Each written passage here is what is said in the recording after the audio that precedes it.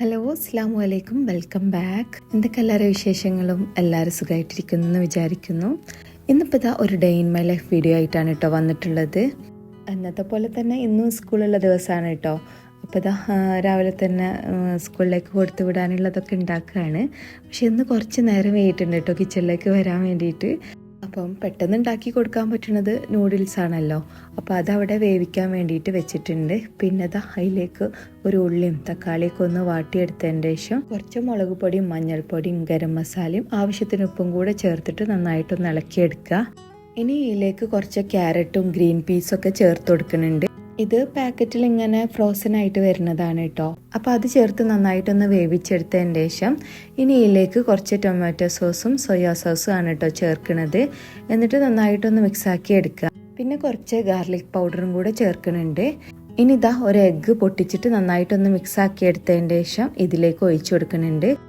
ഇതെല്ലാം കൂടെ ഒന്ന് മിക്സാക്കി എടുത്തതിന് ശേഷം വേവിച്ച് വെച്ച നൂഡിൽസും കൂടെ ചേർത്ത് കൊടുക്കുക. എന്നിട്ട് ഒന്നുകൂടെ ഇളക്കിയെടുക്കുക കേട്ടോ. അപ്പോൾ ഇത്രേ ഉള്ളൂ, ഇതിവിടെ റെഡി ആയിട്ടുണ്ട്. ഇതിലിനി ചിക്കനോ സോസേജോ അതൊക്കെ ചേർക്കാം കേട്ടോ. ഇപ്പം തന്നെ ബസ് വരാനുള്ള ടൈമൊക്കെ ആയിട്ടുണ്ടായിനി. പിന്നെ രാവിലെ നമ്മൾ കുറച്ച് നേരം വയ്യാതെ തന്നെ മൊത്തത്തിൽ പണി പാളും കേട്ടോ. പിന്നെ അവിടെ എന്തൊക്കെയാണ് നടക്കണമെന്നുള്ളത് നമുക്കും പഠിച്ചവനക്ക് മാത്രമല്ലേ അറിയുള്ളൂ.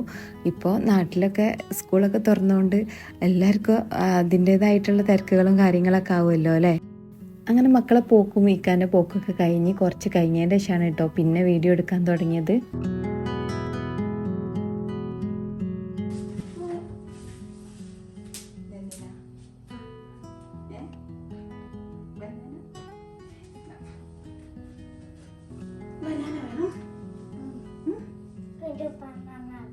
പിന്നെ മോൻ വന്നിട്ടുണ്ടായിനി. അപ്പോൾ എനിക്ക് പഴവും ഹണിയും നട്ട്സൊക്കെ ഇട്ടിട്ട് അങ്ങനെ മിക്സ് ആക്കിയിട്ട് കഴിക്കാൻ നല്ല ഇഷ്ടമാണ്.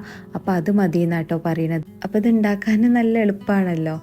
പഴം ചെറുതാക്കി കട്ട് ചെയ്തതിൻ്റെ ശേഷം ഹണിയും നട്ട്സും കൂടെ ഇട്ട് കൊടുത്തിട്ട് ഒന്ന് മിക്സാക്കി എടുത്താൽ മതി.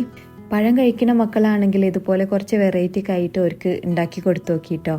അപ്പോൾ അവർക്കും ഇഷ്ടാവും. നല്ല ഹെൽത്തി ആയിട്ടുള്ള സാധനമല്ലേ. അപ്പോൾ ഇതാ ചിക്കന് കിട്ടിയിട്ടുണ്ടായിനി. അപ്പോൾ ആദ്യം തന്നെ അതൊന്ന് മസാല തേച്ച് വെക്കാമെന്ന് വിചാരിച്ച് ചിക്കന് നന്നായിട്ടൊന്ന് കഴുകി വൃത്തിയാക്കി വെച്ചിട്ടുണ്ട്.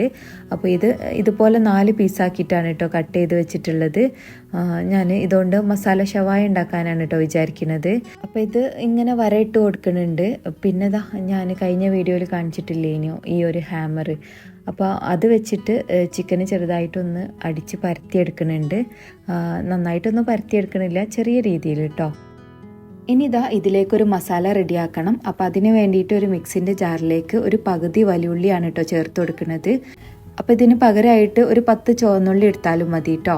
പിന്നെ ഒരു പകുതി തക്കാളിയും ഒരു 6-7 വെളുത്തുള്ളിയും ചെറിയ പീസ് ഇഞ്ചിയും അതുപോലെ കുറച്ച് മല്ലിയിലയും കൂടെയാണ് കേട്ടോ ചേർക്കുന്നത്. പിന്നെ ഒരു 6 കാശ്മീരി മുളകാണ് കേട്ടോ ചേർക്കുന്നത്. അത് കുറച്ച് നേരം വെള്ളത്തിലിട്ടൊന്ന് കുതിർത്തെടുത്തിട്ടുണ്ട്. അതുപോലെ കുറച്ച് മഞ്ഞൾപ്പൊടി, മല്ലിപ്പൊടി, ഗരം മസാല, ആവശ്യത്തിന് ഉപ്പ്, കുറച്ച് വിനെഗറും കൂടെ ചേർത്തിട്ട് നന്നായിട്ടൊന്ന് അരച്ചെടുക്കുക. എന്നിട്ട് ഈ ചിക്കനിൽ നന്നായിട്ട് തേച്ച് പിടിപ്പിക്കുക. അത് കഴിഞ്ഞിട്ട് കുറച്ച് നേരം റെസ്റ്റ് ചെയ്യാനായിട്ട് വെക്കണേ. ഒരു 2-3 മണിക്കൂർ വെച്ചാൽ മതി. അപ്പോൾ ഏതായാലും ഞാനിത് ഫ്രിഡ്ജിൽ വെച്ചിട്ട് എനിക്ക് കുറച്ച് ക്ലീനിങ് അങ്ങനത്തെ കാര്യങ്ങളൊക്കെ ഉണ്ട്. അപ്പോൾ അതിന് വേണ്ടിയിട്ട് പോവാണ് കേട്ടോ.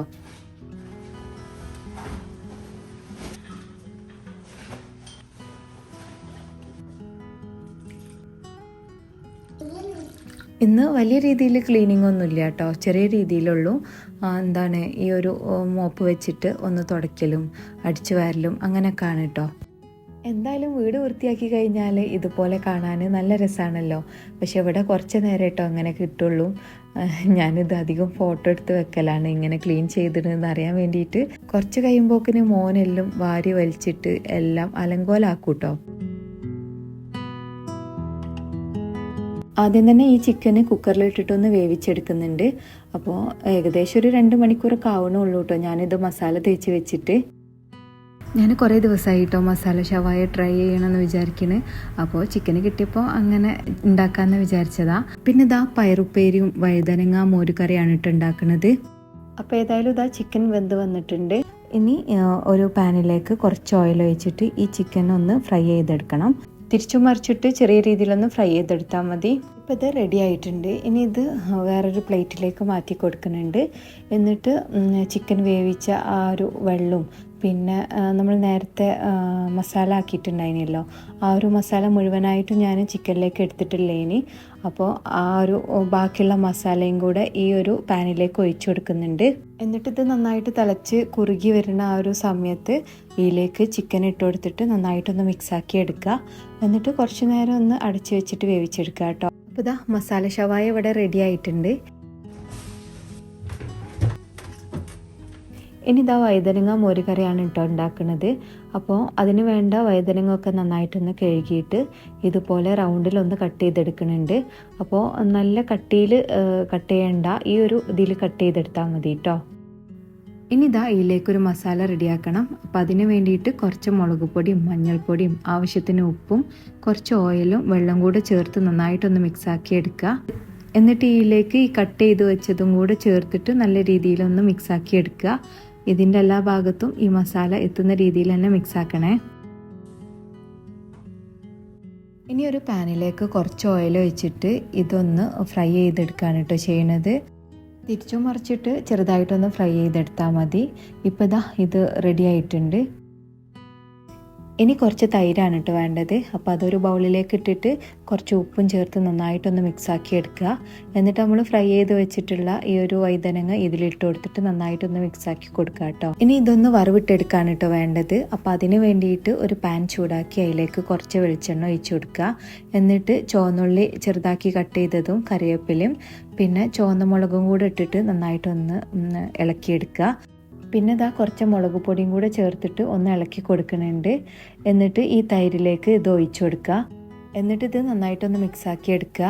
അപ്പോൾ ഇതാ ഈ ഒരു വഴുതനങ്ങ മോരുകറി ഇവിടെ റെഡി ആയിട്ടുണ്ട്. അപ്പോൾ ഇതാ മക്കൾ സ്കൂളൊക്കെ വിട്ട് വന്നിട്ടുണ്ടായിനി. പിന്നെ ഇതാ എല്ലാവരും ഒന്നിച്ചിരുന്ന് ഫുഡ് കഴിക്കാനുള്ള പരിപാടിക്കാണ് കേട്ടോ. ചോറുക്ക് ഈ ഒരു കറി ഉണ്ടെങ്കിൽ പിന്നെ ഒന്നിൻ്റെ ആവശ്യമില്ല കേട്ടോ. നല്ല ടേസ്റ്റുള്ളൊരു കറിയാണ്. പിന്നെ ഇത് ഉണ്ടാക്കാനും നല്ല എളുപ്പമാണല്ലോ. അപ്പോൾ നിങ്ങളിതുവരെ ട്രൈ ചെയ്ത് നോക്കിയിട്ടില്ല എന്നുണ്ടെങ്കിൽ ഒന്ന് ട്രൈ ചെയ്ത് നോക്കുക. പിന്നെ വഴുതനങ്ങ ഇഷ്ടപ്പെടുന്നവർക്കാണ് കേട്ടോ ഈ ഒരു കറി ഇഷ്ടമാവുക. അതുപോലെ നമ്മളെ നാട്ടിൽ ഇതിന് വഴുതനങ്ങ എന്നാട്ടാ പറയുക. നിങ്ങളുടെ നാട്ടിൽ എന്തൊക്കെയാണെന്ന് അറിയില്ല. ഓരോരോ സ്ഥലത്തും ഓരോരോ പേരല്ലേ ഓരോരോ സാധനത്തിന്. പിന്നെ ഇതാ ഈ മസാല ഷവായ നല്ല ടേസ്റ്റ് ഉണ്ടായിന് കേട്ടോ. അതിൻ്റെ ആ ഒരു മസാലയൊക്കെ ആയിട്ട് ഇതിൻ്റെ കൂടെ കൂട്ടാൻ കുബൂസാണ് കേട്ടോ ടേസ്റ്റ്. അപ്പോൾ ആ ഒരു കുബൂസിൽ നന്നായിട്ട് ആ ഒരു മസാലയൊക്കെ ആക്കിയിട്ട് അങ്ങനെയൊക്കെ കഴിക്കുമ്പോൾ ഒന്നുകൂടെ നല്ല ടേസ്റ്റാണ്. പിന്നെ എരിവ് അത്രയ്ക്ക് ഇഷ്ടമില്ലാത്തവരാണെന്നുണ്ടെങ്കിൽ നമ്മൾ ഇതിലേക്ക് മസാല ഉണ്ടാക്കുന്ന സമയത്ത് കാശ്മീരി മുളക് ഇട്ടിട്ടുണ്ടല്ലോ, അതിൻ്റെ അളവൊക്കെ ഒന്ന് കുറച്ചാൽ മതി. അപ്പോൾ നിങ്ങൾ മസാല ഷവായ ഇതുപോലെ ട്രൈ ചെയ്തിട്ടില്ല എന്നുണ്ടെങ്കിൽ ഒന്ന് ട്രൈ ചെയ്ത് നോക്കുക.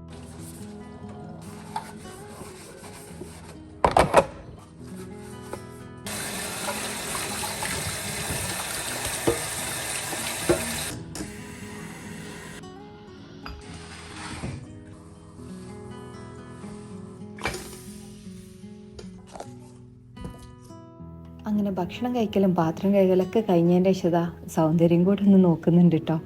ഞാനിതാ കുറച്ച് കോഫി പൗഡറും പിന്നെ കുറച്ച് തൈരും കൂടെ ഒന്ന് നന്നായിട്ട് മിക്സാക്കി എടുത്തിട്ടുണ്ട്. അതിൻ്റെ ശേഷം ഇത് കുറച്ച് നേരം ഒന്ന് മുഖത്ത് നന്നായിട്ടൊന്ന് തേച്ച് ഇടുക. പിന്നെ കഴുകി ഒഴിവാക്കുക കേട്ടോ. കുറേ നേരമൊന്നും മുഖത്ത് വെക്കണ്ട, കുറച്ച് നേരം വെച്ചാൽ മതി.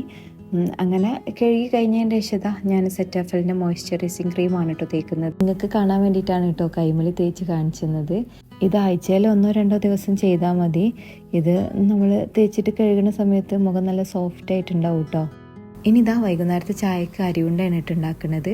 അപ്പോൾ അരിയും നട്ട്സൊക്കെ ഒന്ന് വറുത്തെടുത്ത് പൊടിച്ചെടുക്കുകയാണ്.